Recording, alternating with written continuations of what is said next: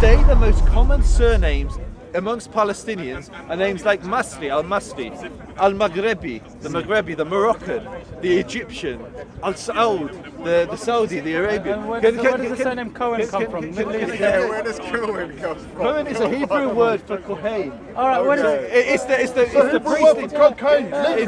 Most of the Jews in And Israel mate, have I let that you surname. No, he's speak. doing I let fine. you speak. Let him finish. I let the you man. Not speak. talking to my I point, am that's the thing. speaking to your point. Once you finish, Izzadin- then you will tell him why you're not speaking. Izzadin Let him finish. al-Qassam, one of the most famous Palestinian leaders, was from Lebanon. Yasser Arafat was from Cairo. Yeah. So what we have is a Middle Eastern people. Many people, many Arabs moved to the region, attracted to the affluence that the British. I let you speak. Let me speak. Yeah, it's good.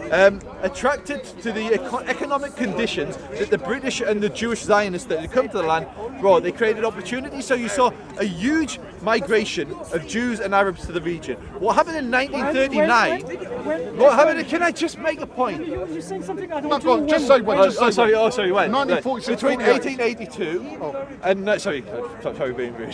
Between 1882 and 1946 is the period I'm talking. Carry on. The Ottomans took a census and the British took a census. The Village Statistics Report, and I don't know what the Ottoman census was called. The populations exploded. In 1939, this is when there was a Holocaust in Europe. As the Nazis were persecuting Jews, Britain enacted a law which limited Jewish migration to the land, which is the opposite of what you're saying, or I believe what you're saying, and actually encouraged Arab migration. So as Jewish migration to the land was reduced, Arab migration to the land increased substantially.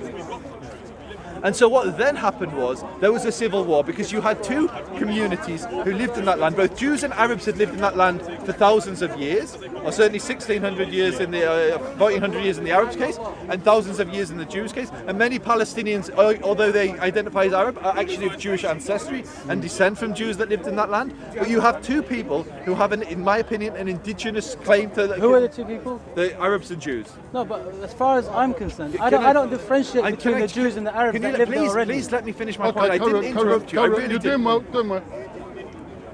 And so you have two people who have legitimate claims to the land because they've lived there for centuries and centuries. Now, I don't agree with your point. It's fine. You can. straw man Once I've argument. finished, you can. Once I've finished, you can tell me how. Let him finish. But let me Fine, finish. fine.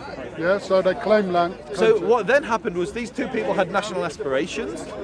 Certainly national aspirations in the Jewish question, and many Arabs, being pan-Arabists at the time, maybe weren't national aspirations, but they didn't want to see a Zionist state, a Jewish state there. Yeah. And so civil war effectively broke out. The British, who having defeated the Ottomans, found themselves in control of the land, they said, we can't handle this. They were given the mandate on the condition they create a Jewish homeland there, a Jewish national home. Who was given a mandate? The British were given mandate by the League of Nations after defeating the Ottoman Empire, who were Turks who controlled the land previously.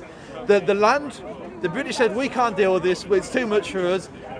Instead of creating a Jewish state, they created an Arab state. 75% of mandatory Palestine was given to the Arabs, and they created the Emirate of Jordan, Transjordan.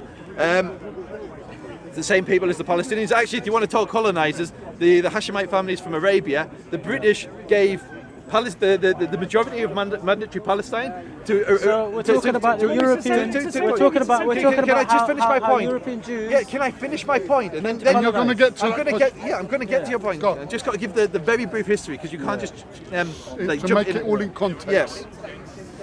Thank you. I need you more often in my conversations. And so civil war broke out, between as they tried to divide the remaining land, And this is all before the Holocaust. Britain says we can't handle this. They're going to give it to the United Nations. The United Nations says what remains we think should be divided further. Israel said, okay, we're fine with that. And the Arabs said no chance, and 5 Arab armies invaded Israel, and the refugee crisis was created. Now, your argument, having given the context, I can address. You mistakenly believe that Israel was created by European powers.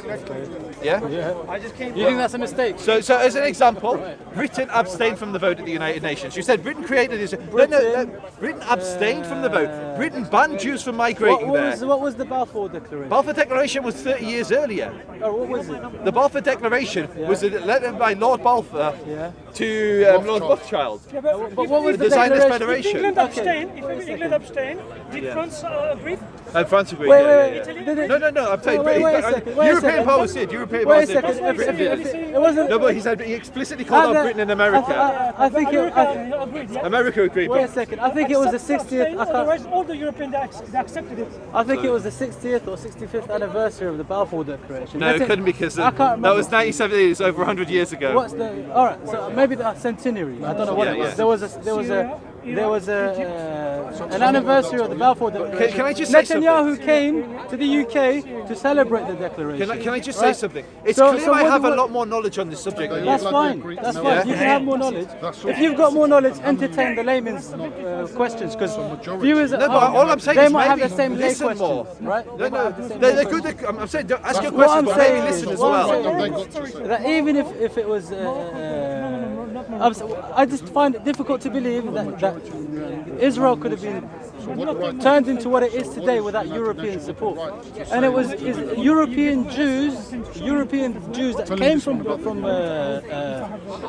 Europe that founded modern Israel. So, right? for instance, the Yemenite community. And when the Arabs wanted to kick out their own Arab Jews from their own countries, there was a big argument between the European Jews as to whether we should let these Arabs in. May I say something? So They wanted them to work for them. They didn't want them to begin with, but it was the Israeli leadership that said no, we've got to take them. Right? This is absolute false. Name one Zionist leader that said that. Today, Name one Zionist leader that said what you're saying. The Jewish state differentiates between on their IDs, right? An Arab Israeli showed me his ID. He said, I think it was if it's 2 stars or 1 star, this means you're Mizrahi, and if you're European, you get 3 stars, something like that. I mean, the point is, at the end of the day, anyone can check this on the internet. It's not true. At the end of the day, that you can't. And if you're a European Jew, you live in Tel Aviv, if you're an and Arab there's never Jew, you been a live in the Mizrahi. There's never borders. been That's also not true. It's not true. Israel today. So Israel. you're saying the United Nations. Jews. Yeah, look, The key thing was the United Nations in this. Yeah? So the United Nations, basically. Don't interrupt me, please, if you don't mind. Sorry. Go on. So come back to the United Nations. It's because the United Nations, basically. So no. Basically, you have an issue in an age of empires. What do you do when an empire collapses? So the Ottomans were Turks. They weren't indigenous to Palestine. They weren't indigenous to Israel, but they controlled the region historically. Yeah, they controlled it for around 500 years. And what happens when the Ottomans sided with the Germans in World War I, and they lost that territory. So what do the Allies do? Having acquired effectively the Ottoman Empire, they went with Woodrow Wilson's 14th principle? I can't 14 point whatever. But basically, is that the indigenous peoples of that region have a right to self-determination. Yeah, and so there's a now can he say one point, please? Let him say the point. Yes, Go on. Just one point you have. Before the Ottoman Empire collapsed, the British and the French, that's what we call that Sykes-Picot, they decided how to split all this Middle East to different people. Yeah, from the Arabs, the Jew. That's what I'm saying. I think we're saying the same thing. But mainly the Sykes-Picot, they betrayed the Arabs. Because the Arabs, the Sharif of Mecca had an agreement with who? Weizmann. The British government. And you also had an agreement with Weizmann as well. What they did is they didn't honour their agreement. Look,